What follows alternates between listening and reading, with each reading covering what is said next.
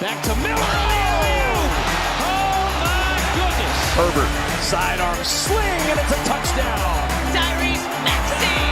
Oh, good spin move by Filipowski for the news. Give him 9.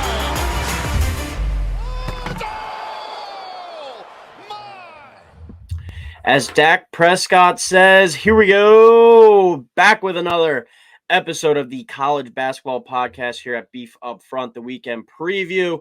Everyone looking forward to some big college basketball games this weekend. No football to be talked about whatsoever.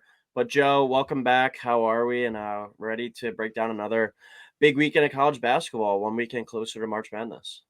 Yeah, Coyle, I'm ready to roll. We got a pretty good weekend coming up. You know, I know obviously last weekend we had all the sexy ranked matchups that we talked about, but you have a lot of ranked teams going on the road this weekend. And as we've already seen this season, how hard it is to win on the road, I can only imagine we're going to have a couple upsets this weekend. We have a team, you know, that we'll talk about in a little bit that's in a weird spot considering how their last three games have gone going on the road as well. Just a lot of interesting games this weekend will go a long way in shaping the bubble and the tournament picture. So I'm really looking forward to this weekend. Yeah, we were talking about it a little bit the other day where this weekend doesn't really have the best games, but there's games that there's a lot of teams out there that we're going to be talking about that are playing desperation ball right now. I mean, you're running out of opportunities to get some big time wins. The first game we're going to talk about Michigan State. They just lost last night to Minnesota. Florida has a home game against Auburn. Miami has a home game against North Carolina. Cincinnati, a home game against Houston. A lot of high-ranked teams going to unranked teams this weekend and chance to make some real noise. So we'll start it off on Saturday. All our games this weekend come on Saturday. And it is a Big Ten matchup, as we alluded to right there with Michigan State. You have number 10 Illinois traveling to Sparty for a 12 p.m. tip. It actually might be 2 p.m. No 12 p.m. tips on our slate this week. That's weird. Usually we always start off at 12, but 2 o'clock tip on CBS. Michigan State projected to win here 73-69 at Haslametrics. So we'll go Michigan State minus 3.5 over under 141.5. Joe, Michigan State, a top 5 team at the beginning of the season. I think as of right now, they're in like the last 4. They're hovering around that range. Win here would go a long way for their tournament resume, but do you think that they can get it done against this Illinois team?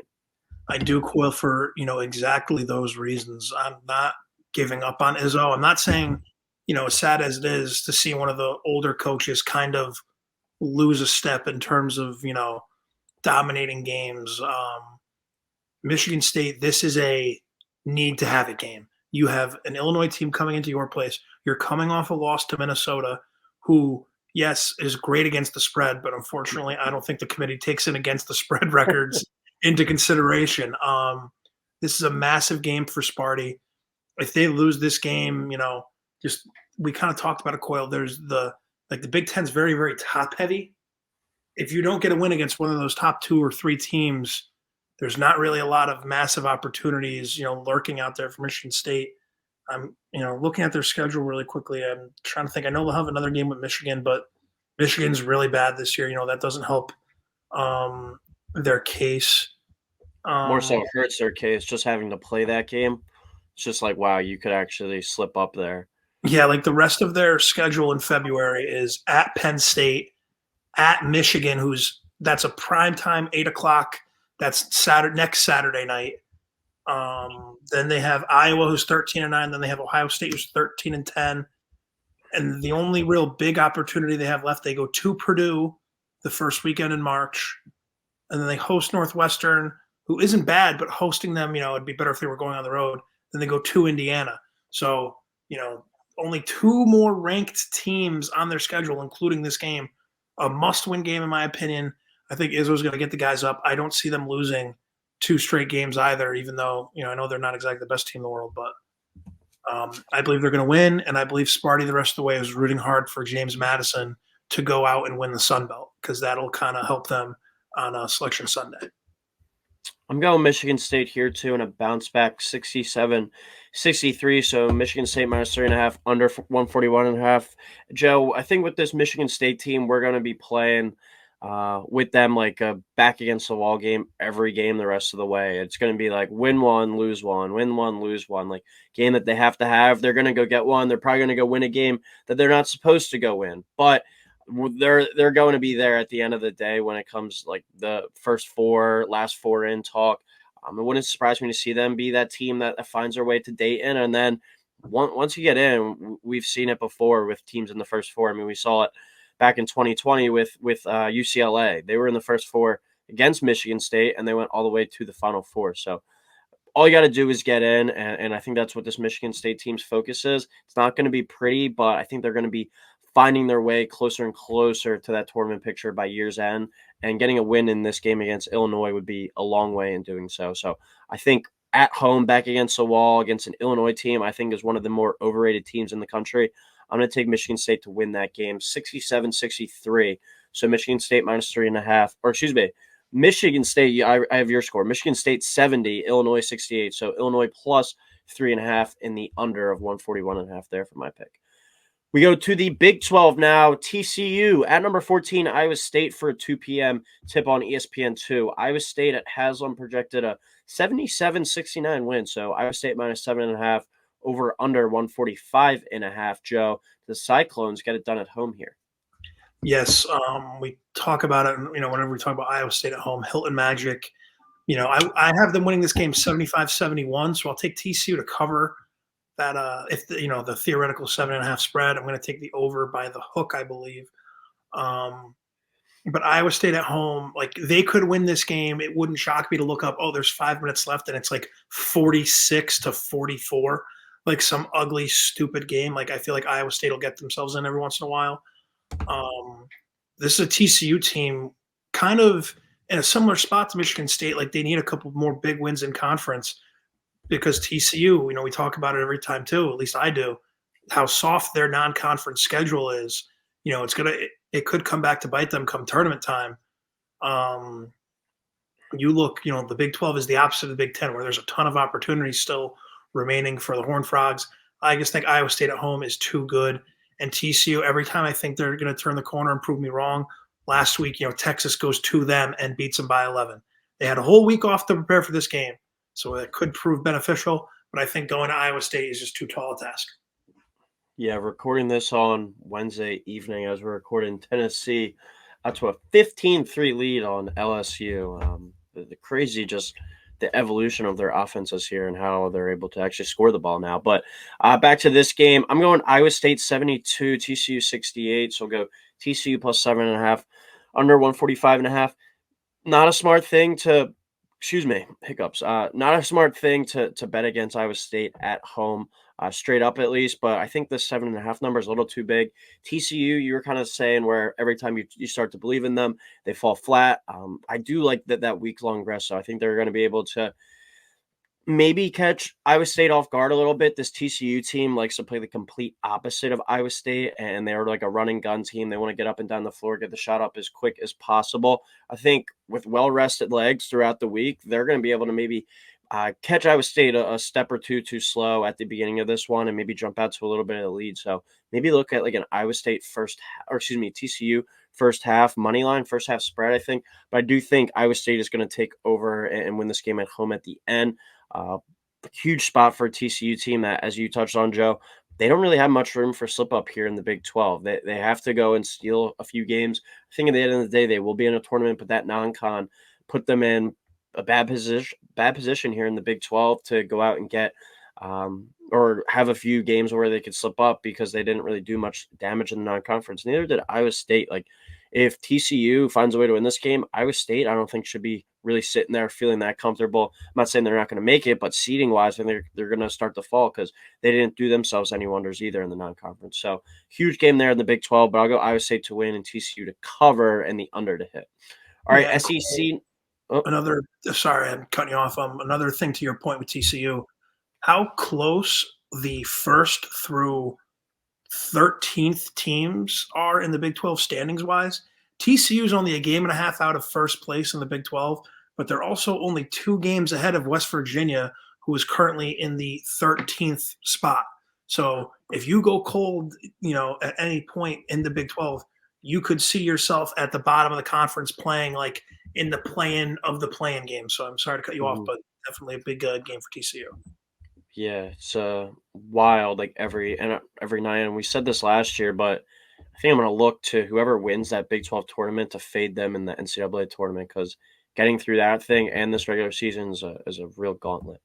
All right, SEC now, one of the biggest games of the day for a team fighting for a tournament spot and a huge opportunity at home. You got number 12 Auburn traveling to unranked Florida for a 3:30 tip on the SEC network. Auburn playing Alabama as we're recording here. Auburn projected to win this one on Haslam 81-74. So go Auburn minus 6.5, over under 154.5. One of these lines where we talked about last week, I'd be surprised if it opened this big. I think it would be like a 3.5, 4 point type spread in this one, similar to what we saw Ole Miss Auburn last week. But can the Gators get that triumphant road win, or excuse me, resume building win at home here? Yeah, if there's 6.5 point favorites, it will be another mortgage game for me. But Hmm. for now, I'm going to go Florida 77, Auburn 75. I'll take Florida outright. I'll take them plus 6.5. Coyle, this looks like dog of the day material. If we're looking at this on Saturday, and I'm going to go under 154.5 because this is a Florida team. Yeah, they had a weird loss at A&M, but it's tough to ask them to bounce back after going on the road and beating Kentucky and getting such a massive win for your program. And for this season, puts you right in the thick of it in the tournament hunt. You get Auburn coming to you now, and you kind of look at the rest of their schedule. Florida doesn't have, they have Alabama, but after that and the rest of February, you don't have a lot of opportunities until you turn the calendar into March. So you definitely want to take advantage of your games at home. And Florida at home, we previewed them at home a couple weeks ago against Kentucky. They lost, I think, by 3 points. Obviously, they beat Kentucky on the road by 3 points. And I think, that Kentucky's a little bit better than Auburn right now. So I'm going to go with the Gators at home in a close one. Yeah, this is a really talented Florida team, or excuse me, really offensively talented. They remind me a lot of Kentucky without so much the high profile recruits, where they're very good on offense, but defensively they can't guard for shit. And I think that's ultimately going to be their downfall because I don't think long term this is a team that's going to make the NCAA tournament. A win here today could certainly change my mind against Auburn, but I just think they're in a spot where they're not good enough defensively that's going to allow them to beat some of these teams down the stretch that they're going to need to when it comes to getting key stops down the stretch. So this is a huge opportunity for them, though. I think they kind of know that if they want to make the tournament, this is a must-have game for them. Auburn with a big-time emotional game against Alabama right now. By the time this is out, that game will obviously be decided. They're currently up 18-17, 8 minutes into the first half. So that's going to be a one that comes down to the wire. But regardless, Florida has a good opportunity here at home to beat a very talented and highly ranked Auburn team and get a big time boost to their resume. So huge game, huge atmosphere down in Gainesville. I'm expecting them to come out and perform in this one. I'm going to go Florida 80, Auburn 76. So Florida plus 6.5 in the over of 154.5 there. All right, we go down to the ACC now. Two teams coming off very disappointing losses this week. Number 3, North Carolina lost at home last night to Clemson. They traveled to Miami to try and get right as Miami only put up 38 this week against Virginia. A 4 p.m. tip on ESPN. UNC projected to win this one and has them 79-72. So we'll go UNC minus 6.5 in the over-under of 150.5. I know this isn't exactly a hot take, but I think the ACC stinks this year. I think they're really, really bad. I think besides UNC and Duke, I think Virginia will be a bubble team, but I wouldn't be shocked if the ACC only gets 3, which coming out of my mouth sounds crazy. The ACC only getting 3 bids. But there's just, I think UNC is kind of proving that the ACC isn't that good, even, UNC and Duke. I'm going Miami to win this game 83-82. I think it's going to be a very high-scoring game. I think Miami has kind of all week, you have when you have a game, you only put up 38 points. You're sitting there in practice, pissed off. You're embarrassed. Now you get the number 3 team in America. You get UNC, Coyle, like you and I always talk about. The big dog in your conference, the team that's currently sitting in first place, is coming to you. If you're Miami, you're sitting in 7th place in the ACC right now. With a 15-8 record, you really got to start making some moves if you want to put yourself into back onto the bubble. With a win against UNC, I think they can get it done. And I think, UNC Yeah, they beat Duke, and that's all people are going to talk about. But losing at Georgia Tech and and then at home against Clemson, and I know even I was saying, oh, the Duke game taking a lot, of mental space. That's not good if you can't bounce back for a home game against Clemson, who now Clemson after winning is only 2-60 all time at UNC. Felt really good having a UNC money line and a parlay last night, but this is a team. If you're UNC, you have to refocus. Now you're going on the road because if you can't, get refocused after a big win, it's going to be tough when come March, come the ACC tournament, come March Madness, every game is a big game. And I know that might sound silly, but I think there is something to that. I don't know if I buy UNC long term right now. I think they're going to lose to Miami and have a little bit of soul searching to do. If Clemson would have lost last night to UNC, if UNC would have won that game, this would have been a perfect spot for Miami to get them, I think. But now you have UNC coming in as a pissed off team. It sounded like they partied a little bit too hard, were the rumors that they had a bad practice on Monday. They got sent home, and then Tuesday, players were showing up late to shoot around, late to warm up. So it seems like they're kind of riding their high horse a little bit too much after that after that Duke game. So now I think these next few days of practice are going to be really tough and really locked in. And Miami kind of hit rock bottom the other night against Virginia. There was a picture on Twitter of Larinaga on the bench kind of looking like, wow, what just happened? Like they really shut us down to only 38 points. So I think both teams are coming in this one a little bit pissed off, but I'll take the better team with UNC to go to Miami and get the win here. I'll go UNC 82, Miami 75. So UNC minus 6.5 and the over of 150.5. All right, go to 4:00 game on CBS out. Weird that this game's getting played this late in the season, but it's a good one and a game where both teams are kind of in need of a win right now. Gonzaga more so than Kentucky, but you got Gonzaga traveling to Rupp to play number 17 Kentucky, 4:00 tip on CBS. Kentucky projected win 85-83, so Kentucky minus 1.5, over under 167.5. This is another one of those. If the spread is Kentucky minus 1.5, the mortgage might be. I might have two mortgage games this weekend. I'm going to go Kentucky 93, Gonzaga 82. So I'll take them to cover, and I will take the over in this game. I just think Gonzaga, for the first time really that I can remember. I know they had that one year in the tournament, Coyle. I believe they were like an 11 seed. And they still ended up going to the Elite Eight that year because I feel like that's just what Gonzaga does.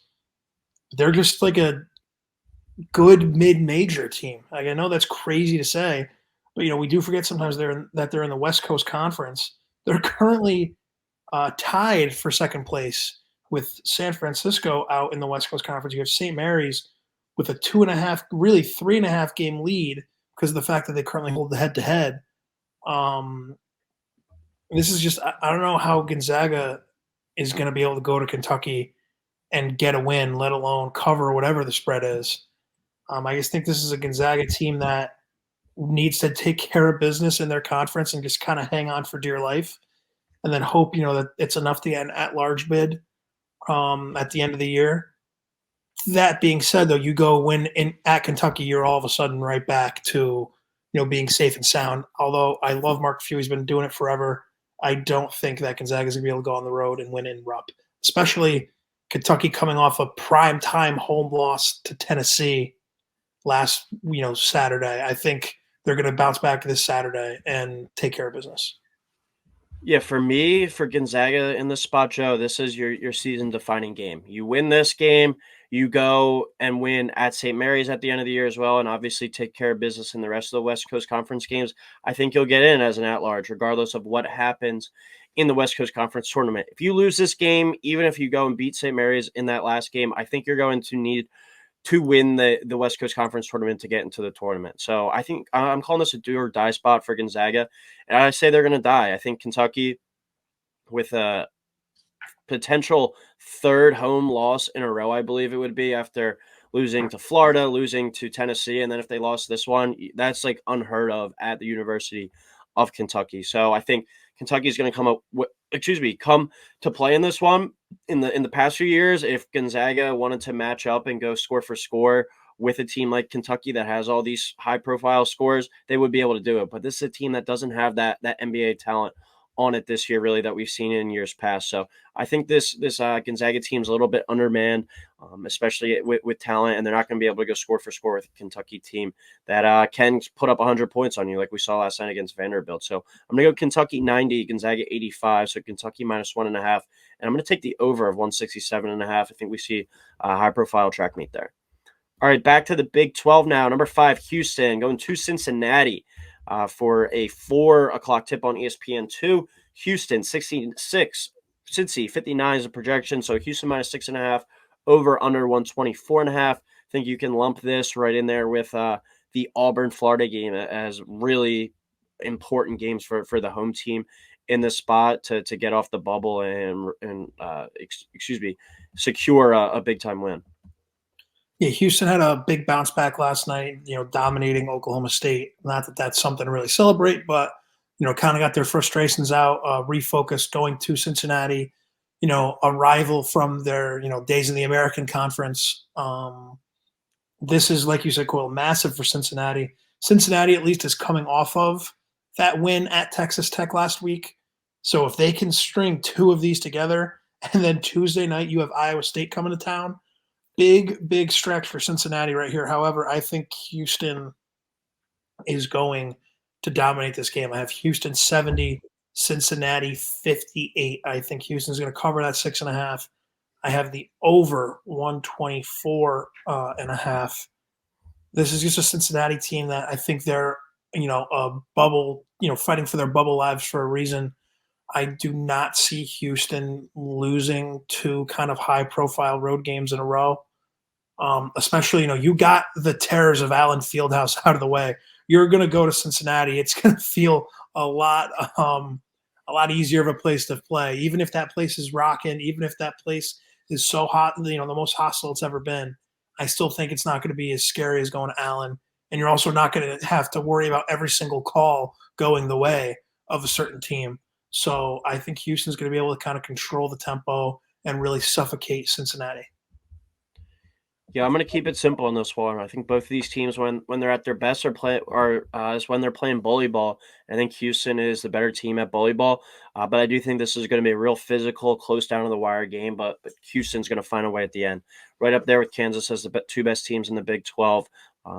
Those teams tend to win these type of close coin flip games. So I'm going to go Houston 68, 65. So Cincy plus 6.5 in the over of 124.5. All right, the one I'm looking forward to the most, this should be a fun one. Number 13, Baylor at number 4, Kansas, 6 o'clock tip on ESPN. Kansas projected to win 76-70, so Kansas minus 5.5. Over under 145.5. Looks like the bookmakers are going to learn their lesson and not make Kansas a home dog again. But Joe, do you think that they protect home floor yet again here and knock off Baylor? Yes, and I'm going to keep this one simple, Cole. I kind of just alluded to it a minute ago talking about Houston going to Cincinnati. Kansas at home is a different team. They're going to get every call. Coming off of they lose at Kansas State, which had a really cool moment when the coach was like, "We expect to win," like trying to tell the fans not to rush the court. That was really awesome. But coming off a rivalry loss like that, Kansas is pissed off. Kind of the opposite of UNC being high on their own supply coming off the Duke win. I think Kansas is going to come home, take care of business. I'll take them to cover that 5.5, winning 81-75, and I'm going to take the over 145.5. I'm going to go Kansas as well, 78-70. So Kansas minus 5.5, over 145.5. We talked about it last week. It's not wise to bet against Kansas. I think we both cashed out pretty well on them last week against Houston. I even still have a parlay with them and the Chiefs to win the Super Bowl. So maybe even some more coin on the way from Kansas's victory last week. But I like Kansas in this spot. I think their depth that we've been talking about as a concern is starting to look a little bit better. They've had more guys outside of McCullough and Hunter Dickinson step up. And at the end of the day, they have the best 2 players, I think, on the court in this game, at least college players, with McCullough and Hunter Dickinson. So Kansas at home, better team than Baylor. Let's keep it simple, 78-70, Kansas minus 5.5 in the over of 145.5. All right, we go to the SEC now, number 6, Tennessee. Currently playing to my left at Texas A&M. Well, they're playing LSU right now, but they go to Texas A&M on Saturday night, 8 o'clock on ESPN. Tennessee projected to win this one 72-67. So Tennessee minus 4.5, over under 138.5. And Joe, before you touch on this one, we saw Boise State, Utah State to get to, and Kansas State, BYU. But I think you can make an argument that Kansas State, Boise State, Texas A&M, Cincinnati, Gonzaga, Miami, Florida, and Michigan State. Those are all bubble teams. Like, these are a group of teams where if they get into the tournament, wouldn't surprise me if any of those teams won a couple of games. Or some of these teams might be playing in the NIT.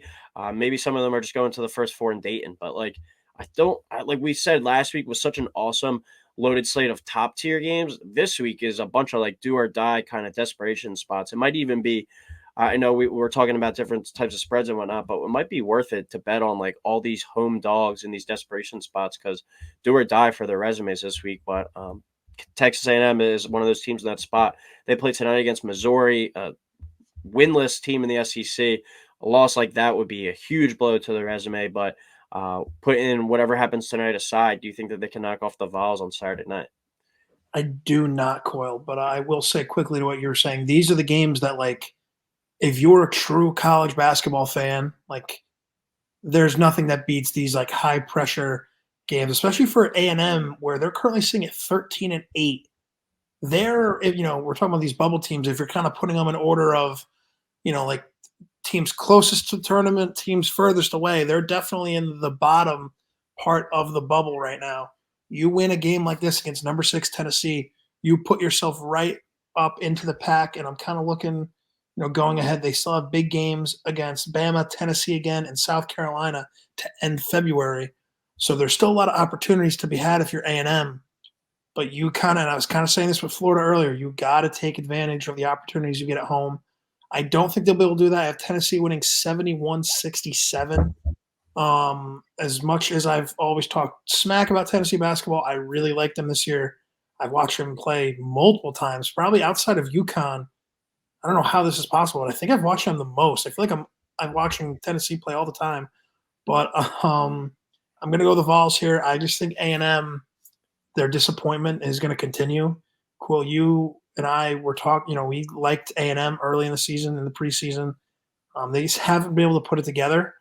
Mm-hmm. And I think that's going to kind of continue. And if they win this game, then I'm going to bet them to lose whatever game they play after this because I feel like they're just so up and down this year. Yeah, they reminded me a lot of TCU in that regard where they could win this game against Tennessee, and then I'm not sure who the next game is, but just say it's Vanderbilt, they could go out and lose that one. Like, you don't really know what you're getting with this team. When they're good, they can play with pretty much anyone because they're a tough group. They have a lead guard in Wade Taylor. But then they could just go out and drop 50 points in one game and just absolutely shit the bed. So what do you get out of this Texas A&M team? I think on Saturday night, you're getting a team with their back against the wall. A win there would pretty much, as long as they win the games that they're supposed to the rest of the way in the SEC, probably solidify them as a tournament team. I'm buying in on this Tennessee team more and more too. Like, just going too rough and out-dueling that Kentucky team in a shootout. I know that Kentucky team doesn't play much defense, but the real concern all the time with Tennessee is that they don't have the offensive pieces and aren't able to score. They showed that last week with multiple guys in double figures, and it was a very impressive performance by them. So I think this is going to be an awesome game, probably outside of Baylor, Kansas, the one I'm kind of looking forward to the most on Saturday night. But I am going to take Texas A&M here with that desperation angle. I'm looking to play a lot of these home dogs, maybe not all money line, but a lot of them against the spread in games I think are going to be close, playing with that desperation angle. So I'm going to go Texas A&M 75 to Tennessee 73. A&M plus a 4.5 in the over of 138.5. All right, 2 games left. We'll hit these ones quickly. Boise State at number 22, Utah State. 10 o'clock on FS1. Utah State projected win here, 72-71. So go Aggies minus 1.5, over under 142.5. Yeah, I'm going Utah State big here. I'm going Utah State 83, Boise State 77. This Utah State team coming off of a big loss the other night to Nevada at home, that was one of those games I didn't watch, but I was like getting ready for bed last night. Got back from the UConn game. All of a sudden I look and it says Nevada won by 14. I was like, that's, insane. I did not expect that. I'm not necessarily shocked that they lost, you're coming off of 2 big losses, one at San Diego State, a game I thought was going to be a bounce back against Nevada. They lose. Now Coyle, we were already talking about with all these bubble teams, Utah State in desperate need of a win. I know they currently have a number next to their name, but a blowout loss like that against Nevada, even if they blow out Boise State, it wouldn't shock me if they fell out of the top 25. The lower portion of the top 25 is so neck and neck with the teams that are also like receiving, in like the receiving votes category. It's just like very fun, makes for very fun basketball. I think Utah State at home fans going to show up. It's a big Saturday night game. Going to be on FS1, big time TV. Give me the Aggies here in a gotta have it game. It's weird because we talked about this like right when we really started diving into the Mountain West, and we were like, all right, they have like 5 teams that could get into the tournament, and we were like, all right, as long as like the good teams beat the good teams like on their home floor and like they don't have any bad losses. It's been like the opposite of that. Like Nevada winning at Utah State last night. I remember a few weeks ago another one happened, and going back looking, Boise State won at New Mexico by 12 or 8. There's been like so many weird results in the conference this year.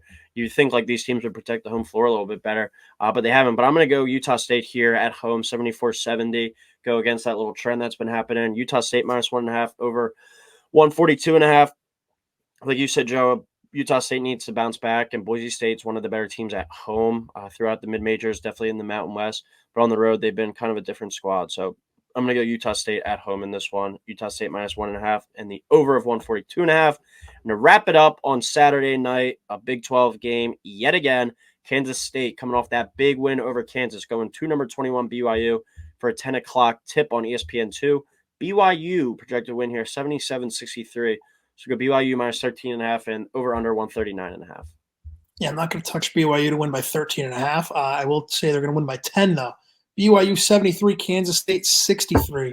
So I'll take K-State to cover. I'm going to go under 139.5, and I'll just keep this one simple. Kansas State coming off a massive rivalry win. You have to go to freaking Provo, Utah on a Saturday night where BYU is a team. I know they, kind of like Utah State, they have a number next to their name. But right now they're sitting at 4-5 in the Big 12, and I believe, they're in 10th place in the Big 12 right now. Very like we were saying with the Big 12, how just so close the conference is this year.